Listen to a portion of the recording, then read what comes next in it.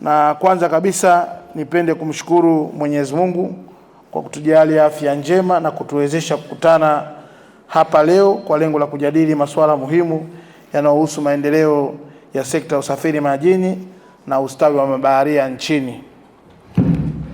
Pili, kama alivyozungumza mratibu, tunapenda kushukuru uongozi wa mkoa wa Kigoma chini ya mkuu wa mkoa Balozi mstaafu Simon Siro kwa kutupokea vyema na kuratibu kuhakikisha shughuli yetu inafanyika kwa ufanisi na ufasaha hapa mkoani Kigoma.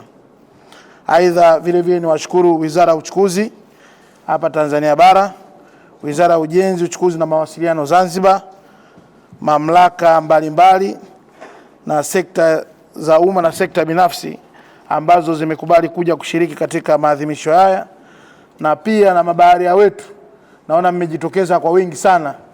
Nilipokuwa naambiwa shughuli ya mabaharia Kigoma, nilikuwa najiuliza mabaharia wapo wa kutosha, lakini nashukuru kwa kweli mmetoka kwa wingi. Hongereni sana na tuipigie makofi makubwa. Vile vile shukrani nyingi ziendee wadau mbalimbali walioratibu kamati ya maandalizi kufanikisha shughuli hizi hapa mkoani Kigoma. Juhudi zenu zinaonesha namna ambavyo taifa letu linatambua mchango mkubwa wa mabaharia katika maendeleo ya uchumi na wa nchi na dunia kwa ujumla. Ndugu washiriki, siku ya mabaharia duniani huadhimishwa kila mwaka tarehe 25 Juni kwa lengo la kutambua na kuthamini mchango wa mabaharia katika kuwezesha biashara ya usafiri kwa njia ya maji duniani, usafirishaji wa bidhaa na huduma, pamoja na kuimarisha ustawi wa jamii za watu duniani kote. Maadhimisho ya mwaka huu yanaongozwa na kauli mbiu. Nadhani mnaweza kuisema kauli mbiu gani inaanzisha maadhimisho yetu? Nashukuru, kauli mbiu hii imekuja wakati mwafaka sana. Inatukumbusha kuwa nyuma ya kila bidhaa inayofika bandarini, sokoni au nyumbani kwetu kuna mabaharia ambao wamejitolea kufanya kazi katika mazingira magumu yenye changamoto nyingi ili kuhakikisha minyororo ya usambazaji bidhaa duniani inaendelea kufanya kazi. Kama mnavyofahamu, kwa takwimu zilizopo duniani, takriban 80% kwa maana ya ujazo wa bidhaa zinasafiri kwa njia ya maji, lakini kwa maana ya kwa thamani ni zaidi ya 70% ya biashara yote duniani inategemea usafiri wa majini. Hivyo mchango wa mabaharia kama ndio waendesha vifaa hivyo vya baharini ni mkubwa sana duniani. Hivyo ina maana kwamba uchumi wa dunia, uzalishaji wa viwandani, usalama wa chakula, nishati na maendeleo ya kijamii hutegemea kwa kiwango kikubwa usafirishaji wa majini. Na kama mnavyofahamu, kwa mkoa wetu wa Kigoma, mnadhani namna ambavyo ziwa letu la Tanganyika linavyokuwa tegemeo kubwa kwa wenzetu wa jirani wa East Congo. Si mnafahamu jamani? Wanavyotegemea usafiri wa baharini kuhakikisha bidhaa zinawafikia. Kwa hivyo mabaharia si tu ni wafanyakazi wa kawaida, bali ni nguzo muhimu katika ukuaji na uzalishaji wa uchumi duniani. Ndugu washiriki, katika kipindi hiki dunia inaendelea kushuhudia migogoro mbalimbali ya kisiasa ambayo imeathiri kwa kiasi kikubwa sekta ya usafirishaji majini. Kama mnavyofahamu, vita iliyokwisha hivi karibuni katika maeneo ya mfereji wa Hormuz ilikuwa ni changamoto kubwa kwa mabaharia wengi ambao hutegemea sehemu hiyo katika kusafirisha bidhaa na kupelekea kukwama kwa mabaharia wengi ndani ya eneo la Mashariki ya Kati na kushindwa kuendelea na shughuli zao. Vile vile kumeathiri usafirishaji wa bidhaa duniani, kupanda kwa bei za mafuta pamoja na kuongezeka kwa gharama ya maisha ya mtu mmoja mmoja kila siku duniani kote. Katika mazingira hayo, mabaharia wameendelea kubeba jukumu kubwa la kuhakikisha biashara za duniani hazikomi licha ya hatari kubwa zinazowakabili. Kwa masikitiko makubwa, kama nilivyoanza kuzungumza, kutokana na mgogoro huo Tanzania iliguswa, ambapo tulipata kifo cha baharia wetu mmoja, Bwana Bosuni Mchama Maregesi Mongu, aliyefariki baada ya meli iliyokuwa ikifanya kazi kushambuliwa katika eneo la mgogoro, maana Strait of Hormuz. Kwa niaba ya serikali na wananchi wa Tanzania, napenda kutoa salamu za pole kwa familia yake, lakini pia tunashukuru Wizara ya Mambo ya Nje ambayo ilifanya kazi kubwa kuratibu urejeshaji wa mwili wake nchini kwa kushirikiana na ubalozi wetu wa nchini UAE, lakini vile vile na watumishi wa TASAC kwa kuhakikisha hasa chini ya meneja wa usajili wa mabaharia kwamba mwili huo unarejea nchini. Aidha, tunatoa heshima zote kwa mchango wake katika sekta ya usafiri majini na maendeleo ya biashara duniani. Tukio hili linatukumbusha kuwa mabaharia wanabeba sio tu bidhaa za biashara duniani, bali pia wanabeba hatari zake. Ndugu washiriki, Tanzania inaendelea kutekeleza wajibu wake wa kuandaa mabaharia wenye sifa na uwezo wa kufanya kazi katika meli za ndani na za kimataifa. Na kama mnavyoona, kuna mkuu wa chuo cha bahari Tanzania yuko hapa, Profesa Tumaini, nadhani mtamshika kwenye washa. Na kupitia taasisi za mafunzo na mifumo ya utoaji wa vyeti inayozingatia viwango vya kimataifa, nchi yetu imeendelea kuzalisha mabaharia wanaofanya kazi katika kampuni mbalimbali duniani. Hivyo basi ni wajibu wetu kuhakikisha kuwa mabaharia hawa wanapata mafunzo bora, mazingira salama ya kazi, ulinzi wa haki zao na fursa za maendeleo ya kitaaluma ili waweze kushindana katika soko la ajira kimataifa. Na katika hilo labda ningeongezea kuona kwamba sisi kama TASAC, kama wasimamizi wa ithibati na mafunzo ya ubaharia, tunaendelea kuhakikisha kwamba viwango vya mafunzo ya mabaharia vinafikia viwango vya kidunia. Na nadhani mkuu wa chuo atakuja kueleza baadaye. Kupitia hilo sasa hivi tunafanya jitihada mbalimbali za kuboresha.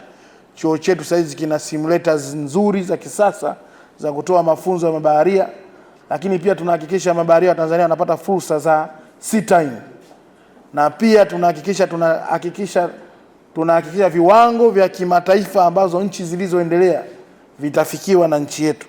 Na hivi karibuni tumesha sign MOU nyingi na tuko kwenye jitihada ya kusaini MOU na nchi zingine kutambuliana vyeti vya mabaharia. Nadhani nao litaelezwa baadaye katika warsha kupitia mkurugenzi anayesimamia idara hiyo. Hivyo washiriki, binafsi nimefurahishwa kuona kuwa warsha ya leo imeandaliwa kuzingatia mada muhimu zinazogusa mustakabali wa sekta ya usafiri majini. Najua mada ya kwanza inahusu from policy to practice, empowering women to shape a safe, sustainable and excellent maritime future. Kwa Kiswahili wanasema kutoka sera hadi utekelezaji, kuwezesha wanawake kuunda mustakabali salama, endelevu na wenye ubora katika sekta usafiri baharini. Na najua Tanzania tuna women in maritime. Si mnafahamu jamani? Na namuona bosi wake mmoja yuko hapa. Labda atakuwa na nafasi naye ya kutoa neno kuhusiana na women in maritime. Lakini tuna mwakilishi wa kudumu wa Tanzania IMO Dr. Devota Mandanda. Si mwanamke jamani?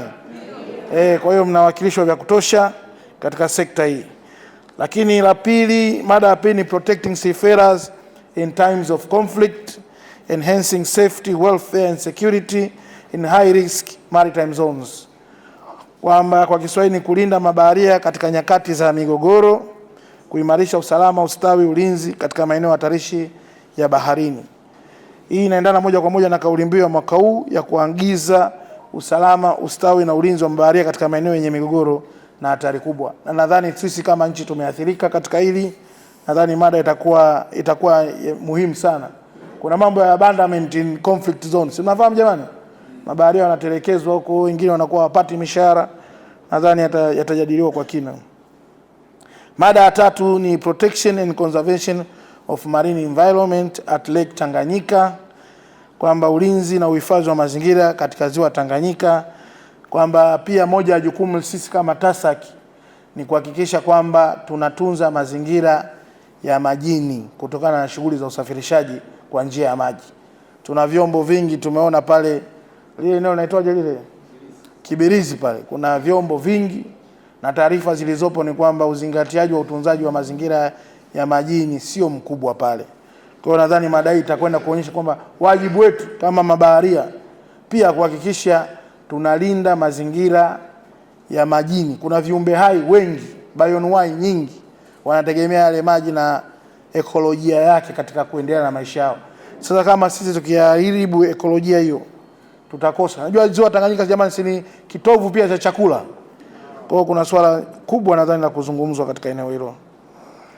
Pia ndugu washiriki, ni jambo la kufurahisha kwamba maadhimisho ya mwaka huu yanafanyika hapa Kigoma, katika mkoa wenye historia kubwa ya usafiri wa maji katika ziwa Tanganyika.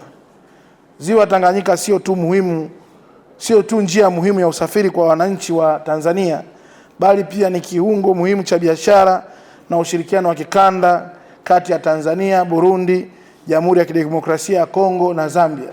Ziwa letu hili linapakana na nchi 4 na wenzetu wa Demokrasia ya Kongo, hasa ukanda wa mashariki wa nchi yao, mnajua wanavyotegemea bandari yetu kama chanzo kikuu cha bidhaa na shughuli za usafiri majini. Simenti sinakwenda Kongo jamani. Nondo, mazao, chakula, kila kitu kinategemea bandari yetu ya Kigoma. Kwa hiyo nadhani ni eneo muhimu sana kuwa na swala letu kujadili masuala ya mabaharia. Hata hivyo bado tunashuhudia ajali za mara kwa mara zinatokana na hali mbaya ya hewa, kutokuzingatiwa kwa viwango vya usalama na wakati mwingine matumizi ya vyombo visivyokizi matakwa ya kiusalama. Ni wajibu wetu sote kama mabaharia kuendelea kuimarisha usalama wa vyombo vya usafiri majini. Pia sisi kama taasisi kuendelea kuimarisha mafunzo ya mabaharia. Pia tuna wajibu wa kuongeza uwezo wa utafutaji na uokoaji majini na usimamizi wa shughuli za usafiri majini ili kulinda maisha ya watu.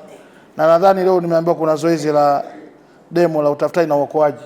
Tutafanya zoezi, lakini na sisi kama taasisi kwa kutambua mchango wa mkoa wa Kigoma katika shughuli za usafiri majini, tumeleta boti yetu ya utafutaji na uokoaji. Simeiona mabaharia?